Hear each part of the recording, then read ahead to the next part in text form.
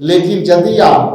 देश के प्रधानमंत्री से त्याग करके महिला को यदि बैठा देते हैं तो हम समझते हैं कि विपक्ष के ये सारी अरमानें पूरा हो जाएगी। कहीं नहीं देखा कि उस सत्ता पक्ष के लोग विधानसभा के कार्यवाही से वॉकआउट करते हैं।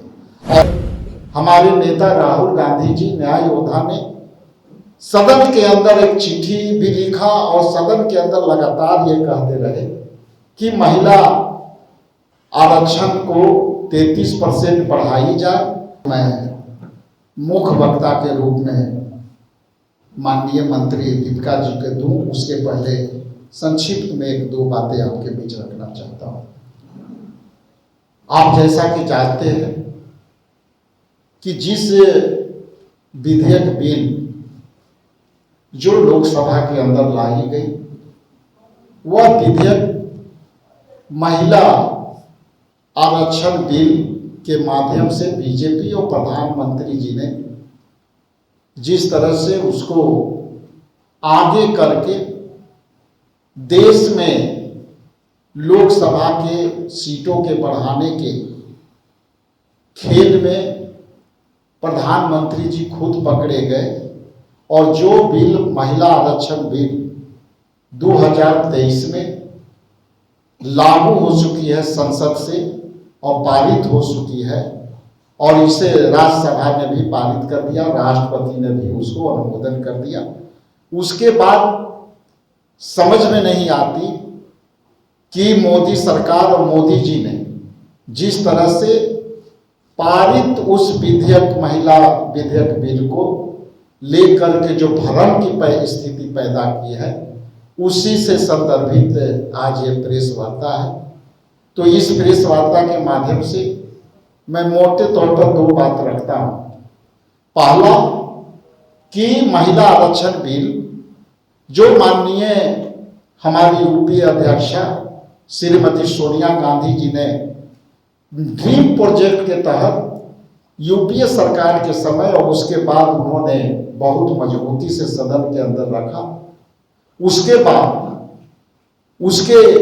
पृष्ठभूमि में हमारे नेता राहुल गांधी जी न्याय योद्धा ने सदन के अंदर एक चिट्ठी भी लिखा और सदन के अंदर लगातार ये कहते रहे कि महिला आरक्षण को 33% बढ़ाई जाए और इसे 2019 तक लागू कर दी जाए, जो कि अब तक नहीं हुआ। इसलिए हम सबके मांग है कि आप ये जो खेला कर रहे हो प्रधानमंत्री जी, यदि महिलाओं के लिए आपकी जरा सा भी अच्छी सोच रखते हैं और रियल में 33% आरक्षण देना चाहते हैं तो प्रधानमंत्री के कुर्सी पर आप आज ही एक महिला को बैठाइए और देश में मॉडल बनिए। और विश्व में तो विश्व गुरु नहीं बन सके, लेकिन यदि आप देश के प्रधानमंत्री से त्याग करके महिला को यदि बैठा देते हैं तो हम समझते हैं कि विपक्ष के ये सारी अरमानें पूरा हो जाएगी आरक्षण के बिंदु को लेकर। इसलिए पहला तो मांग ये है। और दूसरा जो सबसे स्पष्ट बात है, जिस तरह से यहाँ के मुख्यमंत्री ने एक नई परंपरा शुरू की और वो सत्ता में रहकर ये 2 बार देखिए कि विधानसभा के अंदर भी पहली बार ऐसा हुआ कि बिहार विधानसभा के अंदर विपक्ष के बहिष्कार के होते हुए भी ये सत्ता पक्ष के हमने कभी विधायी कार्यों में इस तरह का और लोकतांत्रिक प्रक्रिया में विधानसभा के अंदर कहीं नहीं देखा कि उस सत्ता पक्ष के लोग विधानसभा के कार्यवाही से वॉकआउट करते हैं। और आज सत्ता पक्ष के लोग सरकारी लोग को जो आजीविका और जीविका के माध्यम से जिस तरह से